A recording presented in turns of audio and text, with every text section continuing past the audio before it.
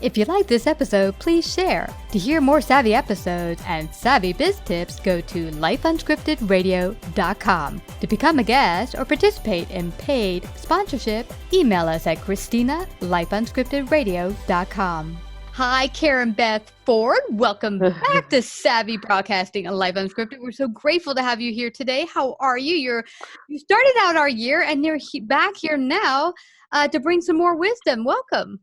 Thank you so much. It's my pleasure to be here with you today. Looking forward to it. Well, I'm really grateful. You have helped a number of folks out there getting straight with their money. You're a financial advisor, and you came to share your money tips at the beginning of the year. What a great way to get the year started. So many people are like, I want to get right with finances, my health, whatever it might be, and they fall off the wagon, but you gave phenomenal tips to keep people on target. And today you're going to share what you've learned about investing, and more particularly investing through real estate. A lot of people are a little scary to jump on in there to do that. Share with our audience what brought you to going in that direction and investing in real estate. Well, several years ago, I've always had a love for real estate. It's a real great money maker. And several years ago, I decided I was going to go to the state auditor auction. And long story short, that's a way that people can purchase properties for actually pennies on the dollar. I got excited, I got my number, and I kind of knew the vicinity of the property, but I hadn't seen it or driven by it or anything, but I went ahead and bought it. And they started the bidding out at $10. So I bought this property. I got the attorney. We did everything that we were supposed to do. I got the deed. And then I thought, you know what? I better go find out where this property is. And lo and behold, it was a trailer on a lot that had a very large padlock on it and a very large sign that said, "Do not enter. This was a meth house." So that's how I discovered. That's why we drive by the properties and find out where they are before purchasing them. Now, but long story short, I did sell that property and I did make money on it. I did make a profit, but that began the journey for real estate for me. Yeah. And I have such a love for it. I'm able to buy properties, sell properties, flip properties, and it's just a lot of fun and certainly a learning experience because we're always learning. When it comes to real estate, you're always learning something. Yeah, it's so interesting. See, from my perspective, I've not worked or done anything in real estate yet. My husband has thought about it in recent times. But even interestingly, if you are going to look for a piece of land to live at, how many people, including myself, have made the mistake going, hey, it looks great. The realtor brings you there. And while they're driving you there and they're showing you all the best parts of the neighborhood and the house, you're like, oh, this is fabulous. Let me buy it. And lo and behold, you get into it and you didn't realize a lot of sketchy things. I'd moved to a part of Staten Island. In the direction they took us in the car, it looked great, and the apartment looked great. A block this way was sketchy. But I think that's why we've been told, go there during the day, go there during a number of times, day and night, to see what the crowd is like, what the neighborhood's like, and also to get a vibe, like when you buy this place, how easy will it be to sell it? Even if the house looks great, how are the houses around it? How is the neighborhood around it? You brought up a very good point, and that's definitely a valid point to bring up. You may drive by a property during the day, and it may look one way, but definitely drive by it later in the afternoon and then in the evening, because properties look different depending on the time of day it is. And what are the surroundings? I appreciate the fact that you brought up that, a block away, it was very sketchy. So definitely looking at the surroundings, what's the neighborhood look like? What do the neighbors look like? And their properties as well. So absolutely, very valid point that you made there. Yeah, it's very interesting. I remember, and now you mentioned auctioning. What's interesting about that is that I'd heard from a friend who does real estate that you can go out and see what's on the public market probably before you even go to an auction, so that you're not surprised when they start putting up stuff and you're like, that sounds great, I'll take that $10 property, where it starts at $10 and you think, well, that's fabulous. There's nothing I can go wrong if I buy this property for $1,000. And until in your case, you go there, oh boy. So, what's good about that is to realize what's just become foreclosed, what's out there publicly, before you even get to an auction, so that you're a little bit more aware of what's out there and what's a good thing to bid on. Absolutely. Yeah, it's so important to do your due diligence, find out where the property is, drive by it, look at the condition of the property. Mhm. Two things that we look for, well, three things actually. We make sure, what's the roof look like? What does the foundation look like? And are all the windows intact? Now, this, I'm talking about a state auditor auction where you actually could not enter the property until after you get the deed. Mhm. Uh, Properties go to the state auditor office in each state when taxes have been unpaid. And so it would be illegal to set foot on those properties until you get the deed. But you can look at it from a distance and you can evaluate it and look at the foundation, look at the windows, look at the roof. And if all of those things look intact, chances are it's probably dry on the inside, because it's hard to tell, has anybody not lived in this property? Sometimes people, they don't pay their taxes not because necessarily because they're bad people. Mhm. Maybe they passed away and the heirs, the family members didn't know they had this property. There's a wide array of reasons Yeah. why, Mhm. but definitely checking to see about the property and what it looks like, the condition of it for sure. And what's interesting, you mentioned this, Karen, that when you go to see a property, you often can't tell all the bits by looking at it. When you are able to get inside, you have the deed, it's now in your name. What should you particularly look for? My friend said she got into a house that looked good. There was carpet to carpet. It didn't seem like there was water damage. But later on, when they started ripping up the carpets, they started to notice some of the wood was rotting. And that's kind of a big fix. And, you'll go in there and say, oh, I'm going to fix this up for like 10K and, get it back in the market and flip it. And then realize I'm putting way more into it than I had budgeted. What should you look for once you can get in the house to know that what damages and what you might have to put into it before you get going? Well, certainly, and that's a good point as well. Go in, check the plumbing, look at the plumbing, look at the electric box. Has it been raped? In other words, is all the copper gone? You Mm. know, Looking to see about the electric, the plumbing, and then when you go to the basement or the crawl space, you can see, what do the floor joists look like? What does that look like? Sometimes if there's carpeting, you can't always tell the condition is going to be until you rip up the carpet. Sometimes you can't tell if there's a major plumbing issue until you get the water back on and then you discover. But if you can evaluate and check the electric, the plumbing, when you're walking on the floor, you could see if there's any weak spots, anything like that. But look at your big dollar items. Is the furnace there? And if it is, what does it look like? Mm. Central air, the different things like that. Your big dollar items, plumbing, electric, those kind of things. You definitely want to evaluate those and see what kind of condition they're in, so you can figure out what are you going to do at this property. Yeah, exactly. And for someone who's a newbie coming on the scene, what do they have to budget for? Let's say they come in and the boiler looks good and the carpeting, and they pull it up, or they realize that there's not a lot of water damage or anything like that. What do they set aside for a fix and flip? And here's the other thing I see. Some people will grab a house to flip it and be like, oh, well, I want to put these beautiful granite countertops. Oh, I'd love this. I'm like, dude, it's not your house. You're selling it. Do you find Right. that people get into that kind of problem where they're kind of flipping it with themselves in mind to move there, but really Correct. you don't really need to spend that money sometimes? That's right. Well, that's what you're talking about there, is being emotionally involved. Hmm. When people start thinking, oh, I want to put granite in here, remember, if you're flipping this property, you're flipping it to make money, number one. And number two, you're not going to live in it.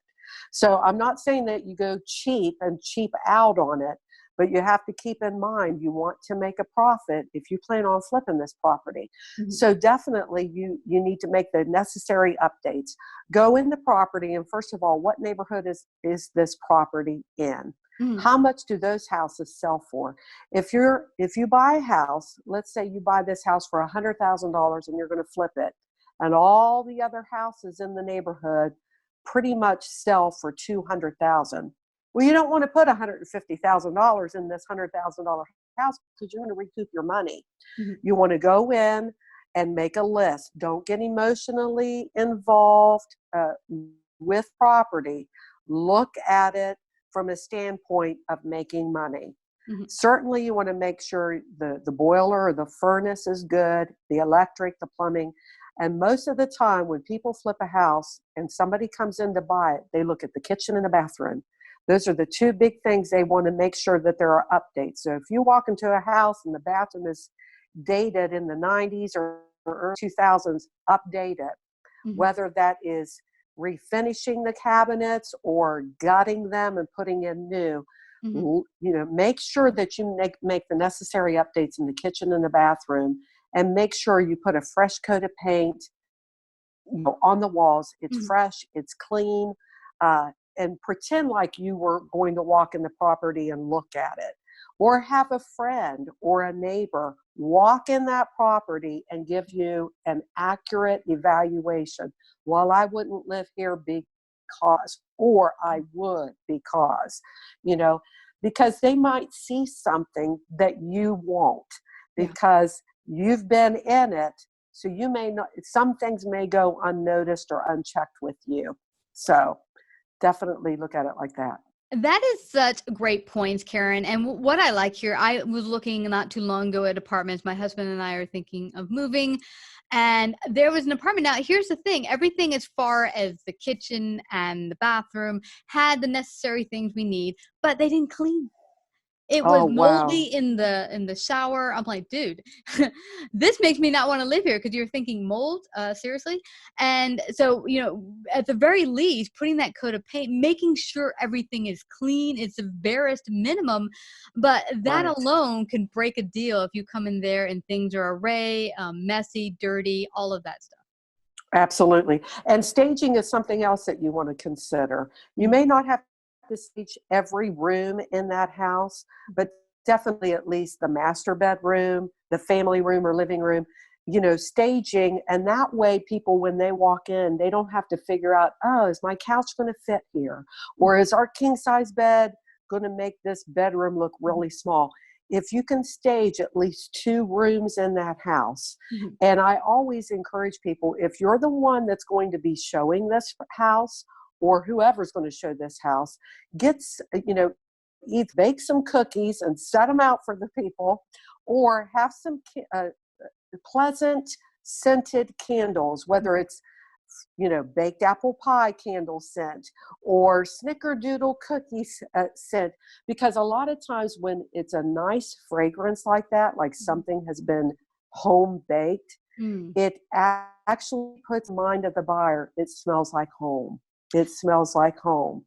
Mm. So if you can do that, that will also be beneficial. Yes. What's amazing about that, you're bringing in all the 5 senses, because 'cause they're not just coming in there visually seeing this property. Now they're feeling it, they're smelling it. Maybe, Right. it brings it all in and makes it more real for them, and I love that. I heard one of the best scents around the world for attracting people and making it feel like home is vanilla and cinnamon. Yes. Yes. And it smells like somebody's been baking Mhm. when you have a scent like that. So yeah, it's a smell of home. Yeah. And it's interesting when you mentioned staging. I went to a couple of apartments where they showed us their bedroom because they're still living there, but they're showing their apartment and the bed's unmade. I'm like, dude, seriously. I mean, this is gonna be my bed in here, so it's gonna be Right. made. But still, it gives you that kind of, like you said, it's the whole presentation. It makes me go like, I don't want to be here. So Right. those little Eh, things do make a difference. So yeah, make That's sure so your very bedding. true. Yeah, So make sure. true. And if you're living there Mhm. while you're showing this property, make sure you don't have a lot of personal pictures Mm, hanging, because they're looking at it like, oh, this is this family's home, not visualizing their own family there. mm, If you have a toddler, you have lots of toys laying around, mhm. that can be a turnoff for some people. So put those away, and less is more. Yeah. If you have closets, Mhm. don't jam pack those closets full of things. Rid yourself of some of those things in that closet so they can visualize, oh, this closet is large. The Mhm. more things that you can get rid of, so they can see actually the size of the closet or the size of the rooms, less is more. Yeah. Yeah. And at very least, you could always put some of it in storage if necessary. There's a lot of Right. storage companies where, if need be, while you show the apartment, house, whatever, that you're able to make it look presentable and then keep your stuff if you need to. Maybe you're moving to a bigger place. But there's options to make it presentable for the upcoming clients coming to look at it. And so those are a So great, true. yeah. Now, you've written a book on real estate as well, right? Yes, I have. It's called You Can Do It. I love it. You can do Yeah, you can it. do it. Your guide to real estate investing. And it's, people hear real estate investing and they think it's so hard, and it's really not. I mean, certainly, we need to listen to podcasts like this. We need to educate ourselves and read. But if you're an avid learner and you're teachable, you can do this. That's why I called it You Can Do It. Yeah, but it has to be like anything. You're starting a new fitness lifestyle or something. It's baby steps. You went out That's there, bought right. one property, learned some, lessons, and you went on and grew and grew and grew. So it's not going out there and buying a hotel with 400 units or something as your very first Right. purchase. You know, Right. what would Well, be you your, wouldn't want to do that for sure. yeah, even if you came across the money, but what would be your like first three steps for someone newbie coming into the scene of real estate? The first three steps would be, number one, look for the property that you think considering flipping. Mhm. Check the neighborhood and see, is this a property that I could flip and make money on? In other words, if you buy the property for $100,000 and all the houses around it sell for 200,000, then you definitely want to put in less than 50 grand in that house so you can make a profit. Mhm. So that's something. Location, location, location is what it's all about. So looking for the property that you potentially want to buy. The second thing is make sure that you have a contractor or some type of handyman that's going to do this work. Are you going to do all the work? Do you already have a job? And make a list. Find someone that's trustworthy. Now, what I do is I buy all the materials. My contractor, I say, I buy the materials. You tell me how much you're going to charge me for the labor. Mhm. And that way I know exactly what it's going to cost me. Mhm. So looking at it like that, what kind of deal are you going to have with your contractor or your handyman that's going to do the work? Find out the timeline. Mhm. Find out from them, look, I'd like to have this done in about 5 weeks. Can you do that? Or is it going to take you 2 months? Look at the time frame. And are you okay with that? Yeah. And then always budget for 20% more than what you thought. Because more times than not, doing this for several years now, it always ends up about 20% more than what I thought. So Mhm. if I have a budget in my mind, then I just know, you know what, just tack an additional 20%. If we don't have to use that additional 20%, I'm okay. Mhm. But if we do, now it's not going to freak me out or shock me. So Yeah. those are the steps that I would recommend. Those are fabulous steps. I like that you mentioned to have it ahead of time, to know what you're going to spend. And because packing on the 20%, there's always going to be surprises. Like you pull up the carpet, oh, there's some water damage. You got to replace some of the floorboards or something like that. And, because you also coming into the scene new, you might not be aware of all the costs that could come about. And you mentioned something else very important. How long is the time frame to get everything up and going and flip it? Because every time it's on the market, not being sold and just sitting there, you're paying the rent on it, That's exactly the right. mortgage and all that, the taxes, Right. all that stuff. So if you, Right. yeah, yeah, and to realize and how fast is it moving? Maybe the market isn't moving so fast in that area. It could be sitting there 6 months where you're paying the mortgage. Right. Yes. Yeah.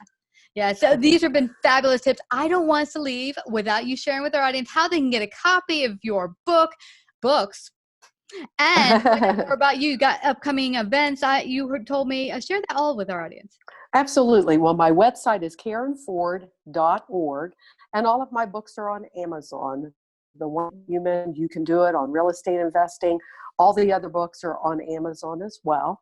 And I have a financial freedom seminar here in Fairmont, West Virginia, next Friday on the 10th from 7 p.m. to 9 p.m.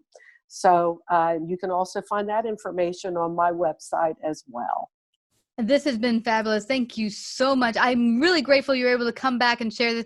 This is a great year. A lot of people are thinking about financial wealth and health, and this is one way to do it, along with your first interview of the year, which is helping people get healthy with their finances. They can always go back and listen to that episode. But thank you so much, Karen, for coming back to Savvy Broadcasting.